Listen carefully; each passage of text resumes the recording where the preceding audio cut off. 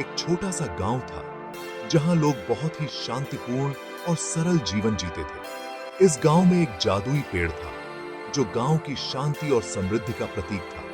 यह पेड़ बहुत ही खास था क्योंकि इसके फल हर रंग और आकार में होते थे। इस पेड़ पे हर दिन मीठे मीठे फल लगते थे जो गांव वालों के लिए एक वरदान थे। गांव वाले पेड़ की बहुत इज्जत करते थे और उसे अपने जीवन का अहम हिस्सा मानते थे।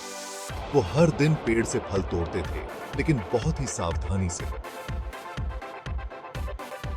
लेकिन वो सिर्फ उतने ही फल तोड़ते थे जितनी उन्हें जरूरत होती थी, ताकि पेड़ को कोई नुकसान न हो।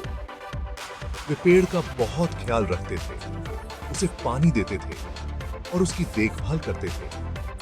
गांव वाले पेड़ को अपना दोस्त मानते थे और उसकी छांव में बैठकर कहानियां सुनते थे। गांव में गोपाल नाम का एक लालची आदमी रहता था। वो बहुत ही स्वार्थी था। गोपाल हमेशा पैसे और चीजों के पीछे भागता रहता था।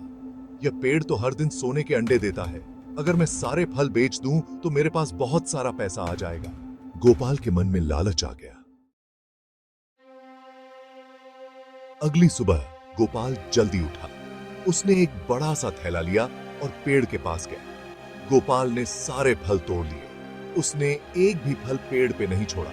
पेड़ पे एक भी फल नहीं मिला, ये कैसे हो सकता है? देखो, गोपाल एक भारी थैला लिए जा रहा है। गांव वालों को समझ आ गया कि गोपाल ने क्या किया है। गोपाल ने सारे फल बाजार में बेच दिए। वह बहुत खुश था क्योंकि उसने सारे फल अच्छे दामों पर बेच दिए थे। उसे बहुत सारे पैसे मिले। उसने सोचा कि अब वह इन पैसों से बहुत सारी चीजें खरीद सकता है। लेकिन अगले दिन जब गोपाल पेड़ से फल तोड़ने गया तो वह हैरान रह गया। उसने देखा कि पेड़ पर एक भी फल नहीं था। पेड़ पे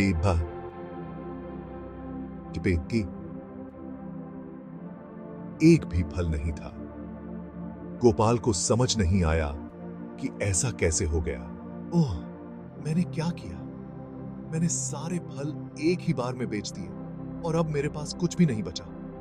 अब पेड़ पे एक भी फल नहीं है। मैं अब क्या करूंगा? गोपाल को अपनी गलती का एहसास हुआ। उसने सोचा कि अगर उसने थोड़े फल बचा लिए होते तो आज उसके पास कुछ फल होते। उसे समझ आया कि लालच बुरी बला है। उसने सोचा कि लालच के कारण ही उसने सारे फल बेच दिए। उसने पेड़ से माफी मांगी। उसने कहा, पेड़, मुझे माफ कर दो। गोपाल ने फैसला किया कि वो अब से लालच नहीं करेगा। उसने सोचा कि वह अब से समझदारी से काम करेगा। पेड़, मुझे माफ कर दो।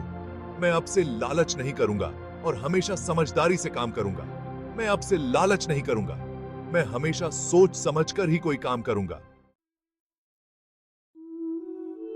गोपाल ने गांव वालों से भी माफी मांगी। उसने अपनी गलती को स्वीकार किया और अपनी शर्मिंदगी को व्यक्त किया। उसने अपना सबक सीख लिया था। अब वह समझ गया था कि लालच ने उसे किस तरह से अंधा कर दिया था। दोस्तों, मुझे माफ कर दो। मैंने अपनी गलती से बहुत कुछ सीखा है और मैं वादा करता हूं कि अब से मैं ऐसा कभी नहीं करूंगा।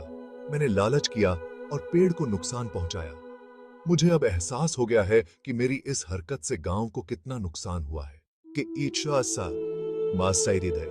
हम तुम्हें माफ करते हैं गोपाल। हम जानते हैं कि तुमने अपनी गलती को समझा है और तुम सच में पछता रहे हो।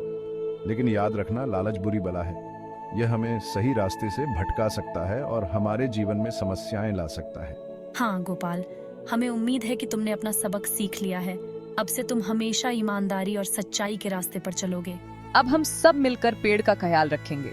हम इसे फिर से हरा भरा बनाएंगे और इसकी देखभाल करेंगे। हाँ, और हम फिर से पेड़ के फल खा सकेंगे। यह हमारे लिए एक नई शुरुआत होगी। गांव वालों ने उसे माफ कर दिया। उन्होंने गोपाल को एक और मौका दिया ताकि वह अपनी गलती सुधार सके। धीरे धीरे पेड़ पे फिर से फल लगने लगे। गांव में फिर से खुशहाली लौट आई। इस कहानी से हमें यह शिक्षा मिलती है कि लालच बुरी बला है। हमें हमेशा अपने कार्यों के परिणामों के बारे में सोचना चाहिए। हमें हमेशा ईमानदार रहना चाहिए और दूसरों का ख्याल रखना चाहिए। यही हमारे जीवन को सही दिशा में ले जाएगा। जो लोग लालच करते हैं उनका अंत बुरा होता है।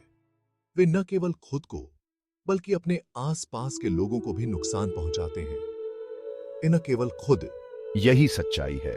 हमें हमेशा अपने दिल की सुननी चाहिए और सही रास्ते पर चलना चाहिए। ईमानदारी और परोपकार ही असली धन है।